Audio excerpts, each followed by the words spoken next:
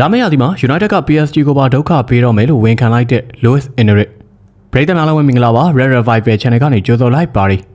PSG နီးပါ Luis Enrique က Arsenal ကနဝင်တိုက်စစ်မှုဟောင်း Henry နဲ့စကားပြောဆိုရမှာဖွင့်ဟသွားခဲ့တဲ့ Manchester United ရဲ့နီးပြွားကိုလေးလာခဲ့ရခြင်းဆိုတဲ့အကြောင်းအရာကအတော်လေးတော့စိတ်ဝင်စားဖို့ကောင်းနေပါပြီ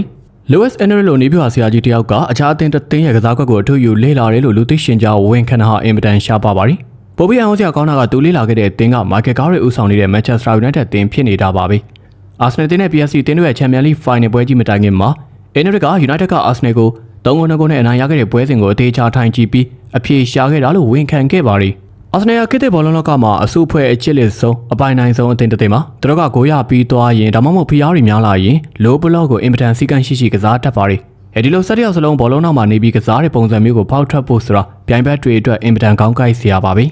ဒါပေမဲ့ Michael Carrick က data အချက်လက်တွေကိုအခြေခံပြီးအဲ့ဒီတမ်မနီတိုင်းကြီးရဲ့ဟာကွက်ကိုရှာဖွေတွေ့ရှိခဲ့ပါတယ်။ Arsenal ကအလဲဘောကိုပိတ်ထားတဲ့အခါ Carrick ကကွင်းလက်တွေကိုရှေ့တိုးမခိုင်းပဲဘေးတောင်မဲ့နေရာလို့တွေစီကိုဘောလုံးအမြန်ပို့ဆောင်ပြီးရဲရဲဝုန်းဝုန်းဖိအားပေးခဲ့ပါတယ်။အထူးသဖြင့်ဒေါကူနဲ့ကိုညာတို့လိုအရေးသွင်းမြေကစားမတွေကိုအသုံးပြုပြီးတောင်မန်တွေကနေတအူးချင်းကြော်ဖြတ်မှုတွေဖန်တီးက Arsenal ခံစစ်မှုတွေကိုသူတို့ရဲ့ comfort zone တွေကနေဆွဲထုတ်ပစ်ခဲ့တာပါ။ဒါ Enrique အတွက်အေယာမညံအလင်းပွင့်မှုကြီးတစ်ခုဖြစ်သွားခဲ့ပါတယ်။ Enrique က United ရဲ့ဒီကစားကွက်ကိုကြည့်ပြီး PSG အတွက် Champions League Final မှာတိကျပုံတူကူချခဲ့ပါတယ်။ Arsenal ကဥဆောင်ကိုသွင်းပြီးခံစစ်ပိတ်ကစားသွားတဲ့ချိန်မှာ PSG ကစားမတွေကရောင်းချဖြစ်မသွားပါဘူး။ Enrique က United ရဲ့ပွဲကိုပြသထားပြီးသားဖြစ်လို့ငါတို့ဘာလို့ရမလဲဆိုတာကိုကြိုသိနေကြပါပြီ။ United က Arsenal ရဲ့အမားကိုဆောင်ပြီးအပြစ်ပေးခဲ့တဲ့လိုမျိုး PSG ကလည်းစိတ်ရှိလက်ရှိကစားရင်းပယ်နတီရအောင်ဖန်တီးနိုင်ခဲ့ပြီးနောက်ဆုံးမှာအောင်ပွဲခံနိုင်ခဲ့တာပါ။ဒါ Michael Carrick ရဲ့ နေ့စဉ်ပိုင်းဆိုင်ရာဩဇာလွှမ်းမိုးမှုက Premier League မှာမကဘဲ Champions League ဘိုးလူပွဲအထိပါရိုက်ခတ်သွားတယ်ဆိုတာကိုအတီလင်းသက်တည်ပြလိုက်တာပဲဖြစ်ပါတယ်။ Enrique ထောက်ပြသွားတဲ့နောက်ထပ်အရေးကြီးတဲ့ချက်ကတော့ဒေါကူနဲ့ကိုညာတို့ရဲ့ဂိုးတွေကအရေးသွေးရှိတဲ့အခိုက်အတန့်တစ်ခုလိုပွဲတစ်ခုလုံးကိုလုံးဝပြောင်းလဲဖြစ်နိုင်တယ်ဆိုတာပြသ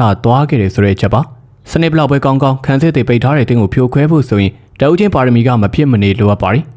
United မှာအဲ့လိုပါရမီရှင်တွေရှိနေပါတယ်ဇန်နဝါရီမှာရောက်လာတဲ့လူငယ်နောက်ခံလူဒေါကူကခံစစ်ကနေတိုက်စစ်ကိုဝင်ရောက်လာပြီး area ထဲမှာဘောလုံးတည်ဆောင်မှုတွေပြုလုပ်နိုင်တယ်လို့ကိုညာကလည်း area ထိပ်မှာအဆုံးဖြတ်ပေးနိုင်စွမ်းရှိပါတယ်ကွင်းလယ်မှာ Bruno Fernandes ကဂိုးဖန်တီးမှုတွေမနားနဲ့လုပ်ပေးနေပြီး Casemiro ကနောက်တန်းကိုလုံခြုံအောင်အကောက်ွယ်ပေးထားတဲ့အတွက်ရှေ့ကတိုက်စစ်ကစားမတွေကစိတ်ကြိုက်ကစားခွင့်ရသွားခဲ့တာပါ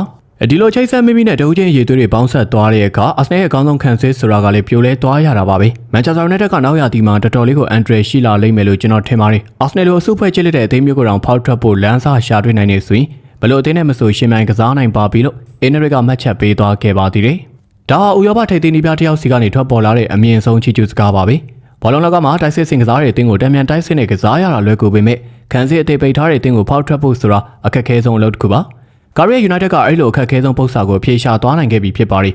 ဒီလိုသာဆက်သွားမယ်ဆိုရင်လာမယ့်ရာသီမှာ United ကိုဘယ်လိုအနည်းနဲ့ရပ်တန့်ရမလဲဆိုတာပြိုင်ဘက်တွေအတွက်အေယာမခေါင်းကိုက်စရာပြဿနာကြီးဖြစ်လာတော့မယ်ဆိုတာသိကြနေကြောင်းပါညီကိုတို့ကရော Enrique ရဲ့ match စကားတွေပေါ်ဘယ်လိုမြင်ကြလဲပြလက်ခံပေးလို့ရနိုင်လားပြောပေးသွားခဲ့ကြပါဦးအဆုံးထိကြည့်ပေးလို့အားလုံးကိုကျေးဇူးတူပဲတင်ရှိပါရခင်ဗျာ